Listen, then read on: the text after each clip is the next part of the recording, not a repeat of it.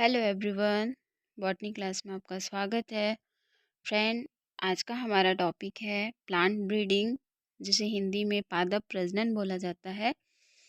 Friend, पादप प्रजनन विज्ञान की वह शाखा होती है जिसके अंतर्गत वास्तविक जाति के जो पौधे होते हैं उनके आनुवांशिक लक्षणों में हम सुधार कर उनकी उन्नत किस्म की नई जातियों का विकास करते हैं। यानी फ्रेंड, जो साइंटिस्ट होते हैं वो नए नए तरीके से जो फसल होते हैं उसको और भी ज़्यादा उपजाऊ बनाने में इसको तैयार करते हैं। पादप प्रजनन के उपयोग से 1960 के दशक में कृषि वैज्ञानिक विश्व में हरित क्रांति लाने में सफल हो सके थे। Doctor N. E. बॉरलॉग को विश्व में हरित क्रांति का जनक कहा जाता था। फ्रेंड, आइए अब हम जानते हैं वास्तव में पादप प्रजनन को हम किस तरह से परिभाषित कर सकते हैं। फ्रेंड, पौधा प्रजनन वांछित विशेषताओं के एक सेट के साथ नई किस्मों को बनाने के लिए पौधों में गुणों का उद्देश्यपूर्ण हेरफेर होता है। यानी वांछित गुणवत्ता वाले जो पौधे होते हैं प्राप्त करने के लिए उच्च गुणवत्ता वाले पौधों का चयन किया जाता है और उनका संकरण किया जाता है। इसके परिणाम स्वरूप पौधों की आबादी बेहतर और वांछित गुणों के साथ सामने आती है। आइए पादप प्रजनन में शामिल उद्देश्यों और के बारे में जानते हैं। फ्रेंड, पौधों में प्रजनन के उद्देश्य जो होते हैं, पहला होता है फसल की पैदावार बढ़ाने के लिए हम इसका यूज करते हैं। दूसरा होता है वांछित विशेषताओं वाले पौधों को उगाना। थर्ड होता है रोग प्रतिरोधी फसल विकसित करना और ऐसे पौधे विकसित करना जो अत्यधिक पर्यावरणीय तनाव को सहन कर सके। और जो पादप प्रजनन के प्रकार होते हैं फ्रेंड, फर्स्ट होता है बैक क्रॉसिंग।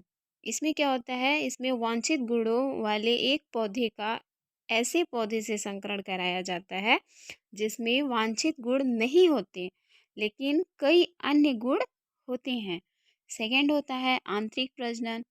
इसमें स्वनिषेचन होता है, पीढ़ी दर पीढ़ी एक ही प्रकार की संतान उत्पन्न होती है और इससे मूल लक्षणों को संरक्षित करने में मदद मिलता है।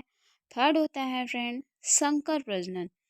इसमें दो अलग अलग नस्लों को संकरण कराकर ऐसी संतान या ऐसी फसल तैयार की जाती है जो माता पिता की तुलना में अत्यधिक उत्पादक होते हैं। नेक्स्ट होता है उत्परिवर्तन प्रजनन।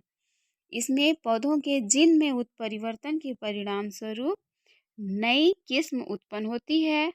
पौधों को रसायनों और विकिरण के संपर्क में लाकर भी उत्परिवर्तन उत्पन्न किया जा सकता है। नेक्स्ट होता है friend genetic engineering. Genetic engineering फसल के डीएनए के भीतर रुचि के जीन को सम्मिलित करके वांछनीय गुणों वाली फसल पैदा करने में मदद होती है और ऐसी फसलों को आनुवांशिक रूप से संशोधित फसलों के रूप में जाना जाता है। एग्जाम्पल के लिए जो बीटी फसल होते हैं फ्रेंड, पादप प्रजनन यानी प्लांट ब्रीडिंग के कार्य के लिए चार बातें बहुत ही आवश्यक होती हैं। फर्स्ट होता है अच्छी जातियों का चुनाव करना, यानी अच्छी फसलों का चुनाव करना। दूसरा होता है प्राप्त होने वाले पौधों का महत्व क्या होता है। थर्ड होता है परागण और गर्भाधान। और लास्ट होता है इनके फलस्वरूप जो प्राप्त पौधे होते हैं उसका उचित चुनाव। और इसमें से प्रथम कार्य के लिए विभिन्न देशों से अच्छी जाति के पौधे प्राप्त किए जाते हैं और उनमें उन गुणों की खोज की जाती है जो बहुत ही उपयोगी होते हैं। इसके बाद उनको अच्छे प्रकार से उगाने की विधि का अन्वेषण होता है। जब उनमें फूल आने लगते हैं तब उनको दूसरे प्रकार के तथा अन्य गुणों वाले पौधों से परागण कराया जाता है। इस क्रिया के पश्चात उगने वाले फलों और बीजों की परीक्षण की जाती है। इनमें से पुनः चुनाव करके फिर इसे कृत्रिम परागण और गर्भाधान कराते हैं।